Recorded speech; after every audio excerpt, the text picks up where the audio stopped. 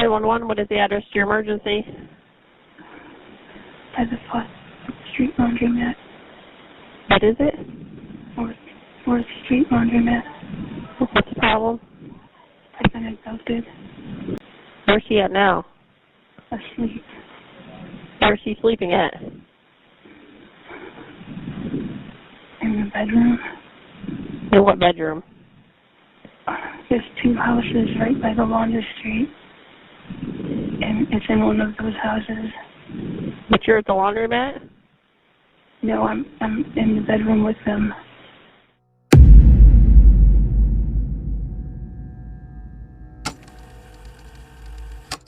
Todo comenzó a tomar forma en Marion, Ohio, en 1976. Sean Michael Great nació el 8 de agosto de 1976, como el segundo hijo de Teresa y Terry Great. Sin embargo, el problemático matrimonio de sus padres no duró mucho. La pareja se divorció cuando Sean todavía era un niño pequeño. Según lo que su hermanastra mayor, Barbara Charter, declaró años después ante el tribunal, en aquella casa no existía un ambiente familiar estable ni afectuoso. Su madre salía los fines de semana y, en ocasiones, no regresaba hasta el domingo por la noche. Bárbara, que apenas tenía 12 años, se veía obligada a cuidar de sus 2 hermanos menores. La vida escolar de Sean tampoco fue fácil. Debido a la dislexia y a sus dificultades de aprendizaje, tuvo que repetir el jardín de niños y el primer grado. A pesar de todo, era un talentoso jugador de béisbol. Pero cuando se fracturó el brazo a los 14 años, los médicos descubrieron un gran tumor en el hueso. Después de la cirugía, nunca pudo volver a jugar béisbol. Cuando Sean tenía 11 años, su madre se mudó a Kentucky. Él pasó los siguientes 4 años viviendo con su padre. Años después, le contaría a un especialista de la defensa que, desde niño, había tenido pensamientos sobre matar a su madre. La primera señal grave conocida de su violencia contra las mujeres apareció en 1994. Durante una discusión, Sean, que tenía 18 años, sujetó a su novia por el cuello y apretó. Después, fue arrestado. Aquel incidente fue el primer ejemplo conocido de la misma forma oscura de violencia que, años más tarde, se repetiría con muchas de sus víctimas. El ataque de 1994 no fue el último problema de Sean Great con la ley. En 1996, entró en una casa junto con un cómplice menor de edad y robó dinero y joyas. Después de ser capturado, fue condenado a 4 años de prisión, pero solo cumplió unos meses de su sentencia y fue liberado en octubre de 1997. Pasaron casi 9 años. En 2006, Dana Nicole Lowry, una joven de 23 años procedente de Minden, Luisiana, recorría el país vendiendo suscripciones a revistas. Había dejado atrás a sus 2 hijas pequeñas. Mientras Dana iba de puerta en puerta por Marion, llegó a la casa de la familia Great. Teresa McFarland le compró una suscripción a una revista y pagó el costo correspondiente. Sin embargo, pasaron los meses y las revistas que había pedido nunca llegaron. La decepción de Teresa se convirtió poco a poco en enojo. Y Sean culpó a Dana por la furia de su madre. No estuvo dispuesto a dejarlo pasar. Comenzó a buscar a Dana y, finalmente, logró encontrarla. Le dijo que quería comprar más revistas y así convenció a la joven de subir a su automóvil. Pero no la llevó a una reunión de ventas, sino a su casa en Marion. Dana nunca volvió a salir con vida de aquella casa. Grate ofreció diferentes versiones sobre la manera en que ocurrió el asesinato. En una de ellas, afirmó que había apuñalado a Dana directamente en el cuello. En otra versión, aseguró que primero la había estrangulado y que después le había clavado un cuchillo en el cuello. Llevó el cuerpo sin vida de Dana al sótano. Más tarde, colocó el cuerpo en su automóvil, lo trasladó hasta una zona boscosa cerca de Victory Road y lo abandonó entre los árboles, lejos de la carretera. Meses después, regresó al mismo lugar. Con la intención de destruir las pruebas que aún quedaban, prendió fuego a los restos de Dana. Los huesos humanos encontrados cerca de Victory Road en marzo de 2007 no pudieron ser identificados. Durante muchos años, en el expediente solo se utilizó un nombre para referirse a ella: Marion County Jane Doe. Se elaboraron reconstrucciones faciales para mostrar cómo podría haber sido su rostro, pero ninguno de los avisos recibidos permitió descubrir su verdadera identidad. Hasta 2019. Una pista obtenida mediante genealogía genética investigativa llevó a los investigadores hasta su familia en Luisiana. Una muestra de ADN tomada de una de las hijas de Dana confirmó que los restos encontrados cerca de Victory Road le pertenecían. Después de permanecer sin nombre durante 12 años, la joven finalmente recuperó su identidad: Dana Nicole Lowry. El estado de sus restos impidió determinar de manera independiente la forma exacta en que Dana había muerto. Sin embargo, Shaun Grate había confesado haberla asesinado. Dana fue su primera víctima conocida, pero no sería la última. Pasaron 9 años después de la muerte de Dana. Durante ese tiempo, Grate se casó con Amber Bowman en 2011 y tuvieron una hija. Sin embargo, su matrimonio terminó en divorcio antes de cumplir siquiera un año.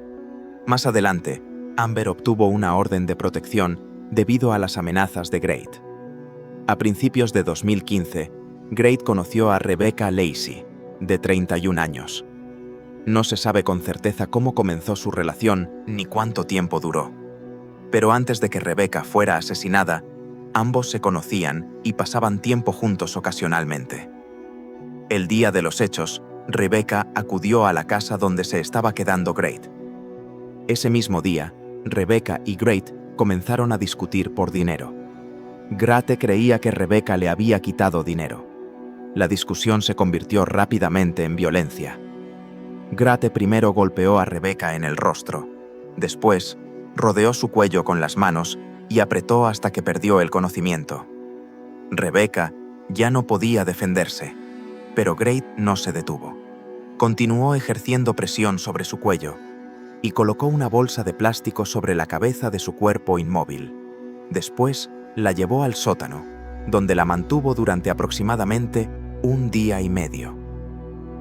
Más tarde, sacó el cuerpo de la casa y lo abandonó en una zona boscosa del condado de Ashland.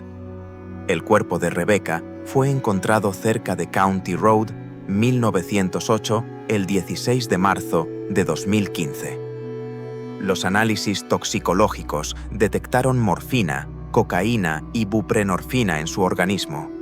Como también se conocía su historial de adicción a las drogas, su muerte fue atribuida a una intoxicación provocada por la combinación de aquellas sustancias. La muerte de Rebecca Lacey quedó registrada oficialmente como una sobredosis, y nadie sospechó del hombre que había abandonado su cuerpo en el bosque.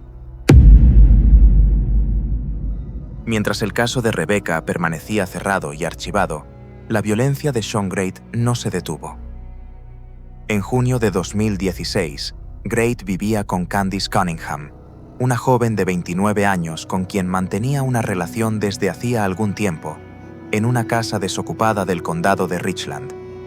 Su relación intermitente, marcada por constantes separaciones y reconciliaciones, se había vuelto cada vez más inestable y violenta. Un día, mientras se encontraban dentro de la casa, comenzó otra discusión por razones que aún se desconocen.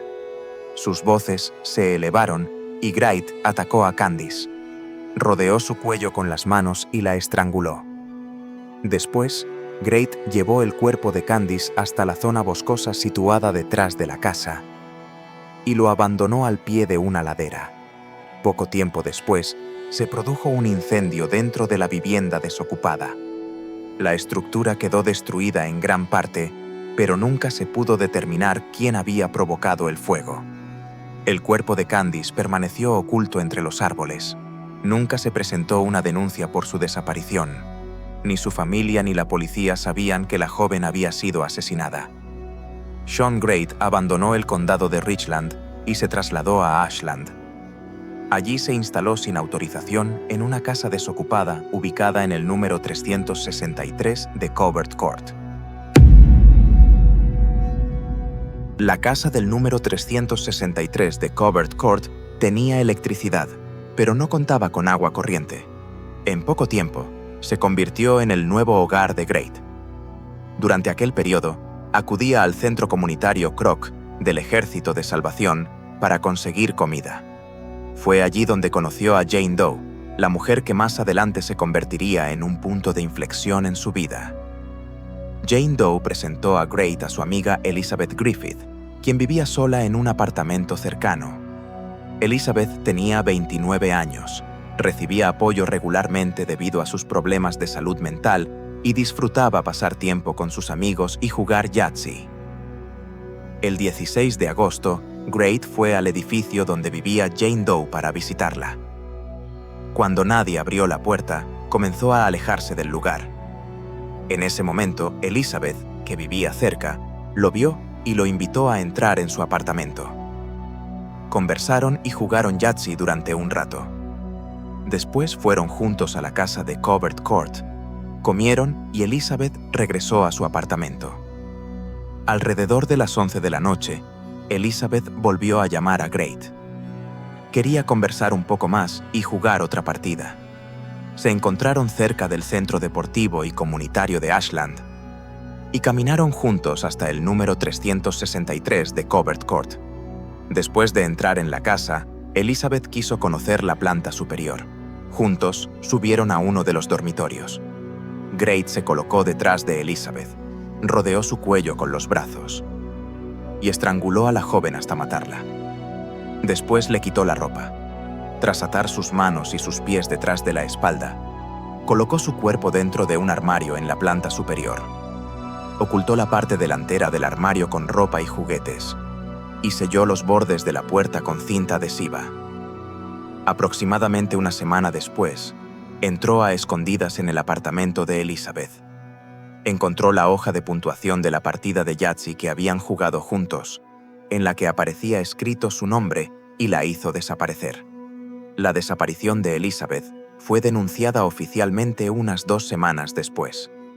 Mientras sus seres queridos y la policía la buscaban, Shaun Great continuaba viviendo en la casa, donde había ocultado el cuerpo de la joven. El 8 de septiembre de 2016, Stacey Stanley, de 43 años, viajó desde su casa en Greenwich hasta Ashland para hacer algunas compras. Alrededor de las 8:30 de la noche, una de las llantas de su automóvil se ponchó. Stacey llevó el vehículo hasta una gasolinera y llamó a su hijo. Él se comunicó con Wayne Bright, un amigo de la familia, y le pidió que fuera a ayudarla. Mientras Stacey esperaba ayuda, se encontró con Shaun Great en la gasolinera. Ninguno de los dos conocía al otro.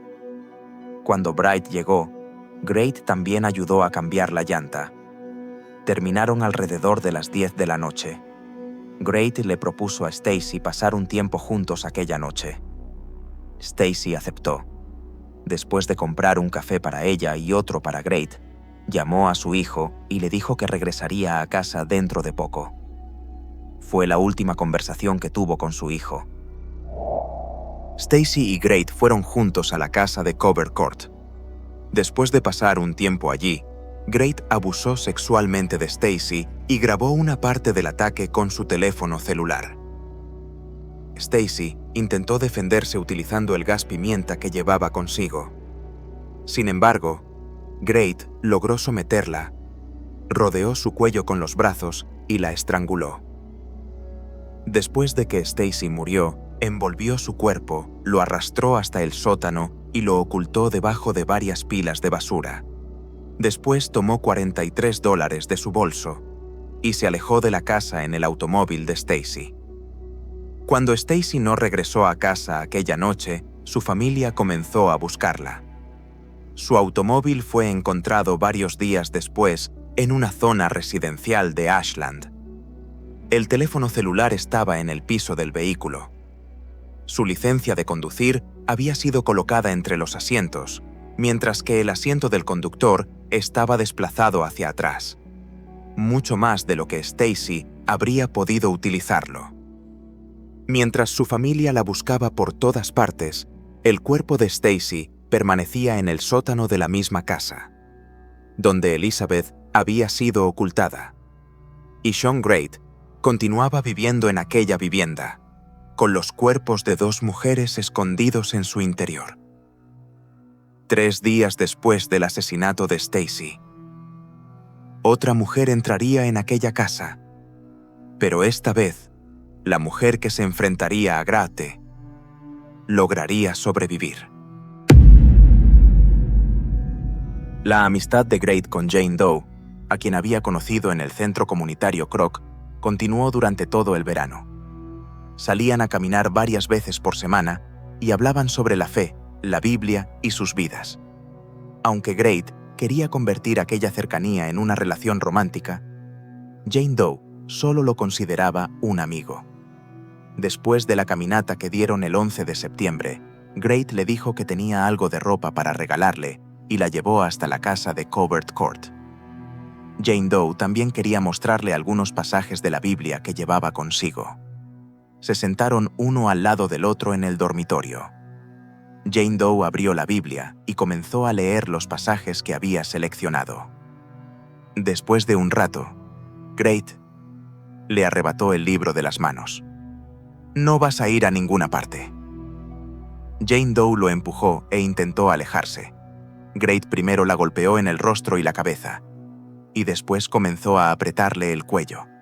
Sin poder respirar, la mujer dejó de resistirse y permaneció completamente inmóvil para sobrevivir. Solo entonces Great retiró las manos de su cuello. Durante las siguientes 2 noches, mantuvo a Jane Doe atada en diferentes posiciones. Colocó en su boca unas pastillas que, según él, eran relajantes musculares. Abusó sexualmente de ella en repetidas ocasiones y grabó algunos de los ataques con su teléfono celular. Al final de la segunda noche, Great se quedó dormido junto a Jane Doe después de atarle las manos y las piernas. Alrededor de las 6 de la mañana del 13 de septiembre, Jane Doe abrió los ojos, y Great todavía estaba acostado a su lado. Cerca de la cama, vio el teléfono celular de Great. Con extremo cuidado, comenzó a aflojar sus ataduras. El más mínimo ruido podía despertar a Grate. Se alejó lentamente de la cama y consiguió alcanzar el teléfono. Entonces llamó al 911. No sabía la dirección exacta del lugar donde la mantenían cautiva. Además, Grate dormía en la misma habitación, a solo unos pasos de distancia. Por eso solo pudo susurrar: «Me secuestraron. Por favor, apresúrense». La operadora mantuvo a Jane Doe en la línea y le pidió que describiera el color de la casa y los lugares que podía observar en los alrededores. Gracias a la información que proporcionó, los policías lograron identificar el edificio correcto. Se acercaron a la casa sin activar las sirenas para evitar despertar a Great. Cuando Jane Doe vio a los policías, levantó una mano hacia la ventana para indicarles que se encontraba dentro. Los policías entraron en la casa y la rescataron. Después arrestaron a Shaun Great en el interior. Sus 2 noches de cautiverio habían terminado, pero el registro de la vivienda demostraría que Covert Court no era únicamente el lugar donde había ocurrido un secuestro. Después de rescatar a Jane Doe y detener a Shaun Great, los policías comenzaron a registrar la casa de Covert Court. Dentro del dormitorio del asesino, encontraron varias prendas que habían sido utilizadas para mantener atada a Jane Doe. Algunas estaban amarradas a la cama y a una silla. En la habitación, también encontraron una tarjeta de asistencia social, una tarjeta bancaria y las llaves del automóvil de Stacy Stanley. Pero el verdadero horror se encontraba en otras partes de la casa. Cuando los policías abrieron el armario de la planta superior, descubrieron el cuerpo de una mujer oculto debajo de varias prendas y ropa de cama. tenía las manos atadas. La mujer fue identificada como Elizabeth Griffith. El registro continuó en el sótano. Debajo de varias pilas de basura había un segundo cuerpo femenino. La ligadura que rodeaba su cuello todavía permanecía en su lugar. Aquel cuerpo pertenecía a Stacy Stanley. La casa en la que los policías habían entrado respondiendo a una llamada por secuestro se había convertido en la escena de 2 asesinatos. Sean Great ya no era únicamente el agresor que había secuestrado a una mujer. Ahora también era el principal sospechoso de las muertes de las 2 mujeres encontradas dentro de la casa. Y ahora tenía una historia mucho más grande que contar. Después de que Sean Great fuera detenido, la detective Kim Mager, del Departamento de Policía de Ashland, se sentó frente a él. En lugar de enfrentarlo con acusaciones directas, la detective Mager adoptó una actitud tranquila y controlada para lograr que hablara. Antes de que transcurrieran las primeras 2 horas, el asesino admitió que había secuestrado y agredido a Jane Doe. Pero eso no era todo lo que tenía que contar. A lo largo de interrogatorios realizados durante 8 días distintos, que sumaron un total de 33 horas, sus confesiones comenzaron a surgir poco a poco. Admitió haber asesinado a Elizabeth y Stacy. Incluso utilizó a un policía para recrear frente a la cámara la manera en que había sujetado a las 2 mujeres por el cuello. Mientras relataba los asesinatos, Great intentaba constantemente responsabilizar a sus víctimas. Acusó a Stacy de ser una persona traicionera. Dijo que había querido casarse con Jane Doe. También intentó justificar sus actos, describiendo a algunas de sus víctimas como personas infelices. A medida que avanzaban los interrogatorios, salieron a la luz otros 3 asesinatos. El asesino admitió haber matado a Candice y llevó a los policías hasta el lugar donde había abandonado su cuerpo. Después habló de la mujer no identificada de la zona de Marion. Dijo que su nombre podría haber sido Dana y que vendía revistas de puerta en puerta. Los detalles que proporcionó coincidían perfectamente con los restos encontrados en 2007, cuya identidad había permanecido desconocida durante años. Su última confesión estuvo relacionada con una mujer llamada Rebecca. La detective Mager intentaba determinar si existía alguna otra muerte sin resolver en la zona. Cuando mencionó aquel caso sin decir directamente el nombre de la joven, el asesino pronunció por su propia cuenta el nombre de Rebecca. Después explicó que también la había estrangulado hasta matarla. De esta forma, el caso que había sido cerrado aproximadamente un año antes como una muerte por sobredosis fue reabierto. El hombre sentado frente a los policías ya no era únicamente sospechoso de 2 asesinatos. Era un verdadero asesino en serie que había confesado haber matado a 5 mujeres. Más adelante, durante una entrevista realizada en prisión, le preguntaron cuánto lamentaba lo que había hecho. Su única respuesta fue: la mitad. Ahora había llegado el momento de responder ante un tribunal por los horribles crímenes que había confesado. El asesino fue procesado en los 3 condados diferentes donde se habían cometido los crímenes. El primer juicio se celebró en el condado de Ashland en 2018. El acusado fue declarado culpable de un total de 23 cargos, incluidos los asesinatos agravados de Elizabeth y Stacy, además del secuestro y la agresión contra Jane Doe. El jurado recomendó la pena de muerte por ambos asesinatos. El tribunal aceptó la recomendación y condenó al asesino a 2 sentencias de muerte separadas. Por los demás delitos, recibió una condena adicional que iba desde 90 años de prisión hasta cadena perpetua. Pero todavía tenía que responder por otras 3 víctimas. En marzo de 2019, se declaró culpable en el condado de Richland de haber asesinado a Rebecca y Candice. Por el asesinato de Rebecca, recibió cadena perpetua sin posibilidad de libertad condicional. Por el otro asesinato, fue condenado a una pena de entre 15 años y cadena perpetua. El tribunal ordenó que ambas condenas se cumplieran de manera consecutiva. Ese mismo año, en el condado de Marion, se declaró culpable de haber asesinado a Dana, la mujer cuya identidad había permanecido desconocida durante años. En ese caso, recibió cadena perpetua sin posibilidad de libertad condicional, además de otros 16 años de prisión. La apelación presentada por el asesino contra sus sentencias de muerte fue rechazada por el Tribunal Supremo en 2020. El tribunal confirmó tanto las condenas como las sentencias de muerte. Su ejecución fue programada para el 19 de marzo de 2025, pero no se llevó a cabo.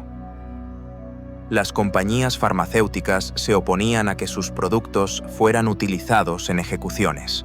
Algunas advirtieron que podrían dejar de vender sus medicamentos a otras instituciones estatales si sus productos eran utilizados con ese propósito.